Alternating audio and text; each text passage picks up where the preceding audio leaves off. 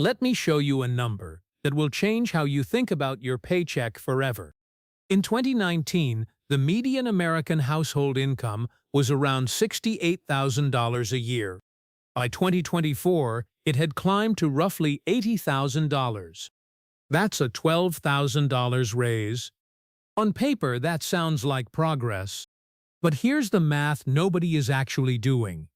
When you adjust that $68,000 for what inflation has actually done to your purchasing power, not the official CPI number, the real one, you don't have more money. You have less. Significantly less. And in this video, I'm going to show you exactly how much ground you've lost, why the number they report every month is designed to make it look smaller than it is, and most importantly, what the people who are actually building wealth right now are doing differently. Because this is not a doom video, this is a math video. And once you see it, you can't unsee it. Part 1. The number they give you. Every month, the Bureau of Labor Statistics releases a number called the Consumer Price Index, the CPI. You've seen it on the news. It goes up, journalists write articles, politicians argue about whose fault it is, and then everyone moves on. But here's the thing most people don't know about the CPI. It doesn't measure what you actually spend money on. It measures a theoretical basket of goods, a standardized list of categories weighted according to how the government thinks an average American household spends its money. And that weighting hasn't kept pace with real life. Housing, for instance, makes up about 33% of the CPI basket. But for millions of Americans, especially in major metro areas, housing eats 40%, 45%, even 50% of take-home pay. Rent has increased by over 30% in most cities since 2020. In cities like Austin, Phoenix, and Miami, it doubled. Food away from home, meaning restaurants, is up over 35% since 2019. Childcare costs have risen between 25% and 41% depending on the state. Car insurance is up 52% in the last 3 years alone.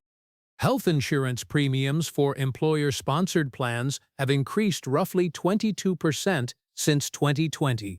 But when you look at the official annual CPI figures, they show inflation peaking at 9.1% in June 2022 and then gradually cooling toward 3% by 2024. Here's the disconnect. If inflation cooled, why does your grocery bill still feel brutal? Why did your rent renewal still hit you with a $200 increase? Why does filling your gas tank still feel like a small punishment? Because the CPI is not your personal inflation rate. It is an average, and averages, by definition, hide the extremes. Part 2. Your personal inflation rate. Let me show you how to calculate what inflation has actually done to your specific life, because this is the math nobody teaches you, and it's the math that explains everything. Take a household earning $75,000 a year in 2020. After taxes, let's say an effective rate of around 22%, which is roughly $58,500 in take-home pay annually, or about $4,875 per month. Now let's build their actual budget in 2020. Rent or mortgage, $1,400. Groceries, $500. Transportation, car payment, insurance, gas, $650. Utilities and internet, $200. Childcare or student loans, $400. Health insurance out of pocket, $250. Dining out and personal care, $300. Everything else, subscriptions, clothing, entertainment, $275. That's $3,975 per month, which left them $900 in actual breathing room. Not a lot, but workable. Now let's run the same budget in 2026 using actual average price increases, not CPI estimates. Rent up 28%. That $1,400 is now $1,792. Groceries up 25%. That $500 is now $625. Transportation up 38%. That $650 is now $897. Utilities up 18%. The $200 is now $236. Childcare or student loans up 22%. That $400 is now $488. Health insurance up 22%. That $250 is now $305. Dining and personal care up 30%. That $300 is now $390. Everything else up 20%. That $275 is now $330. New monthly total $5,063. But their take-home pay in 2026, that $75,000 salary became $82,000, a reasonable raise over 5 years.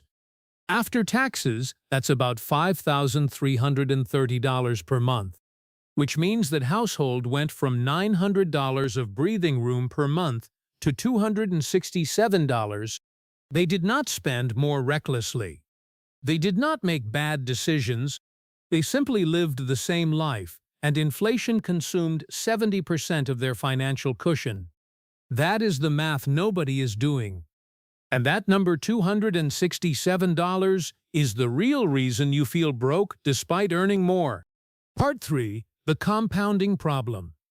Now here's where it gets worse.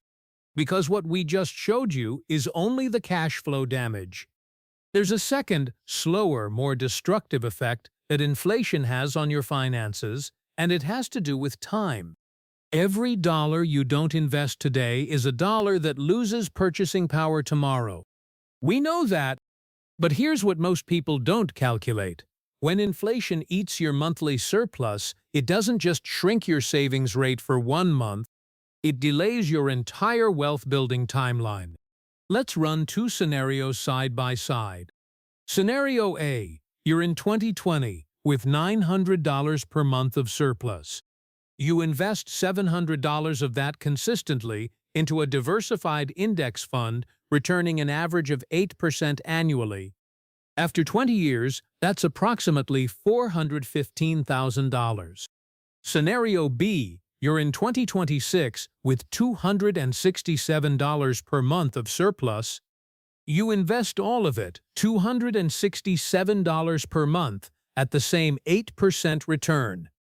After 20 years, that's approximately $158,000. Same income growth, same discipline, same investment vehicle. But because inflation compressed your surplus, your 20-year wealth gap is $257,000. $250,000 not from bad investing, not from spending recklessly, but simply from having less left over each month because your fixed costs inflated faster than your wages.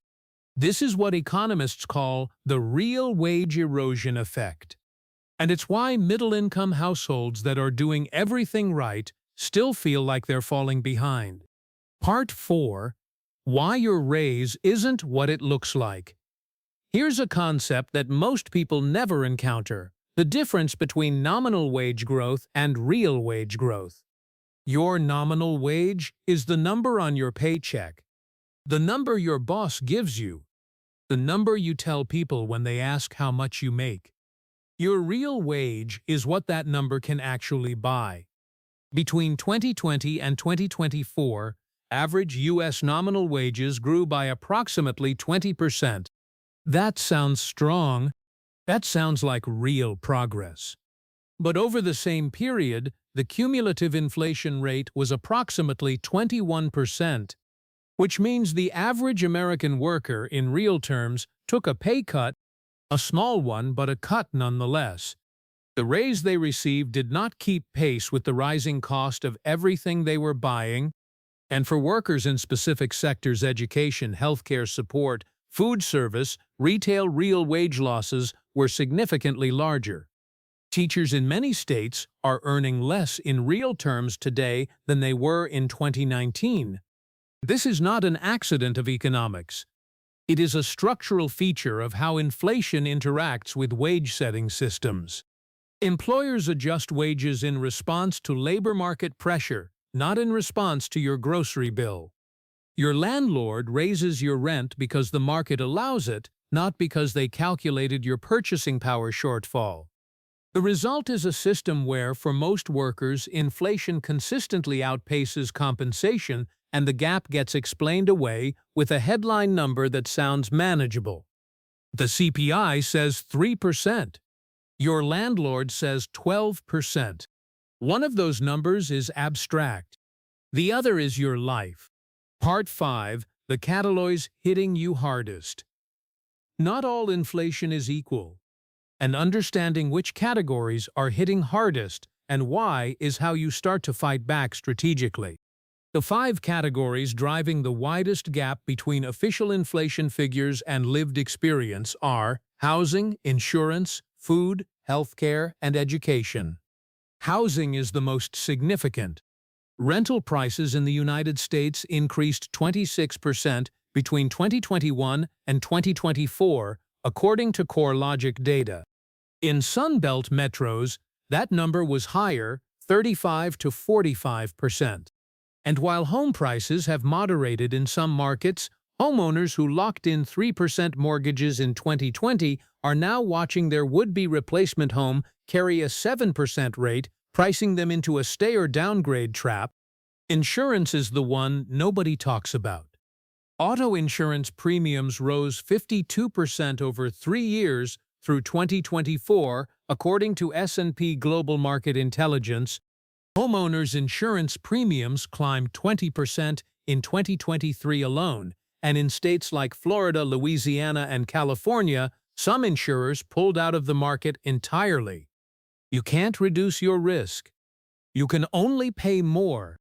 Food is the most visible pain point. The USDA reports that food-at-home prices, meaning groceries, increased 25% between 2020 and 2024. Protein categories like eggs, beef, and chicken led the surge. Eggs alone increased over 150% at peak. And while prices have stabilized, they have not reversed. That $6 carton of eggs is not going back to $2. Healthcare costs continue their decade-long upward trajectory independent of inflation cycles.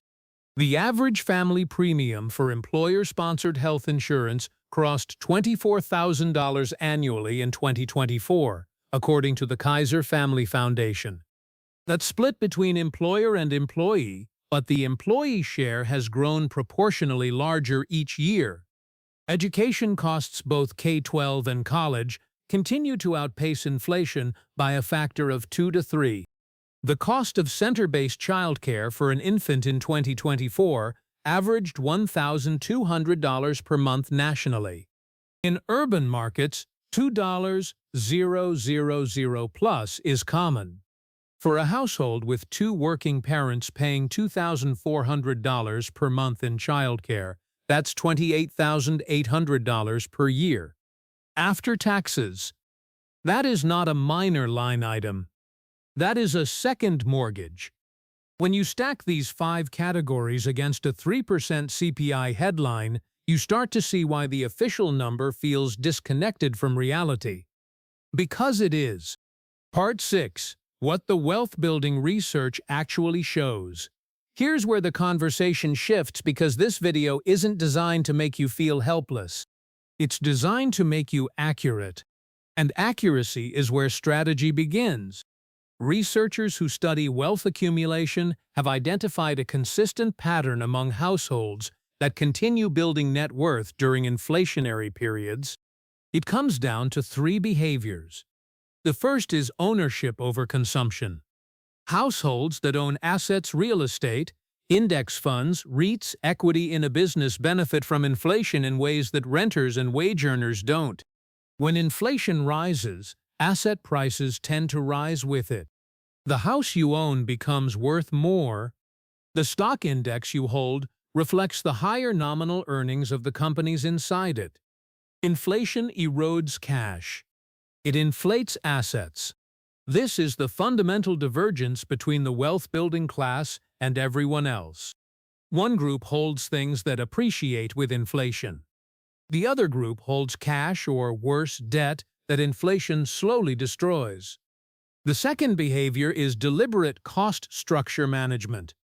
High net worth households aggressively lock in fixed costs wherever possible and reduce variable exposure to inflationary categories. Fixed-rate mortgages over renting. Multi-year insurance policies. Employer-covered healthcare benefits negotiated at the point of hire. Bulk purchasing for predictable consumables. This isn't frugality, it's inflation insulation. The third behavior is income diversification. A salary from a single employer ties your income growth to one organization's pay structure, which, as we've shown consistently, underperforms real inflation. Households that layer in additional income streams, dividend income, rental income, freelance work, digital products, have multiple levers pulling their total income upward, not one. None of these behaviors require you to be wealthy to start, but all of them require you to understand the math first, which is what we've been doing in this video. Part 7. The Personal Inflation Audit. Here's a practical exercise. It takes about 20 minutes, and it will give you a clearer picture of your financial situation than any app or financial advisor will. Pull up your bank statements and credit card transactions from January 2021. Don't think too hard, just download or screenshot the summary. Now pull up the same view from January 2026. Categorize your spending into the 5 buckets we talked about: housing, transportation and insurance, food, healthcare, and everything else. Calculate the percentage increase in each category. Then weight those percentages by what share of your budget each category represents. That weighted average is your personal inflation rate, not 3%. Yours. For most households doing this exercise for the first time, the number comes back between 18% and 28% cumulative since 2021. For households in high-cost metros with children, it can exceed 35%. Compare that to your cumulative wage growth over the same period. If your salary grew 15% and your personal inflation rate is 24%, you have a 9% real wage loss. That's not a feeling. That's a number. And numbers can be addressed. Once you know your actual inflation exposure, you can make specific decisions about which categories to target first, where fixed cost locking is possible, and where income diversification would have the highest leverage. Clarity is the first tool. Most people are fighting a battle they haven't fully mapped. This audit maps it. Part 8. The system that actually works. So what do you do with all of this? The answer isn't a single action. It's a system, a sequence of moves designed to reduce your inflation exposure while simultaneously building assets that benefit from it. Step 1 is the audit we just described. Know your personal inflation rate. Know the gap. Step 2 is to lock in your highest cost. For most households, that's housing. If you're renting, that means seriously modeling whether ownership is within reach, not because homeownership is always superior, but because a 30-year fixed mortgage is the most powerful inflation hedge available to working households. Your mortgage payment in $2026 becomes cheaper in $2036. Your rent does the opposite. Step 3 is to automate investment before discretionary spending, not after. The behavioral research on this is overwhelming. People who invest automatically before they see their surplus invest more consistently and more successfully than those who invest what's left over. Set the transfer on payday. Make investing the default, not the reward. Step 4 is to add one income stream this year. not 5. 1. The economics of a second income source are disproportionately powerful in an inflationary environment because additional income is less likely to be matched by proportional cost increases. Your freelance income doesn't come with a higher electric bill. Your dividend income doesn't require childcare. Step 5 is to revisit this audit every 6 months. Inflation is not a one-time event. It is an ongoing process, and your exposure changes as your life changes. The households that navigate it best are the ones that treat personal inflation awareness as a recurring financial practice, not a one-time calculation. Here's the summary of everything we covered today. The official inflation number, the CPI, is a national average that consistently understates the real price increases hitting the categories that matter most to working households: housing, insurance, food, healthcare, and childcare. Your personal inflation rate is likely between 18% and 28% cumulative since 2021. For most people, that has outpaced their wage growth, meaning they have experienced a real wage cut without anyone calling it that. The compounding effect of reduced monthly surplus shrinks your 20-year wealth accumulation significantly, not because of bad decisions, but because of the math. And the path forward isn't complicated. It's an audit, a fixed cost lock, automated investment, one additional income source, and a habit of tracking your real numbers twice a year. You're not broke because you're bad with money. You're stretched because the math has been working against you in ways nobody explained clearly. Now you have the math. What you do with it is up to you. If this video gave you a new way of seeing your finances, subscribe because every video on this channel is built on the same principle: real numbers, real explanations, and strategies that actually work in the economy we actually live in. I'll see you in the next one.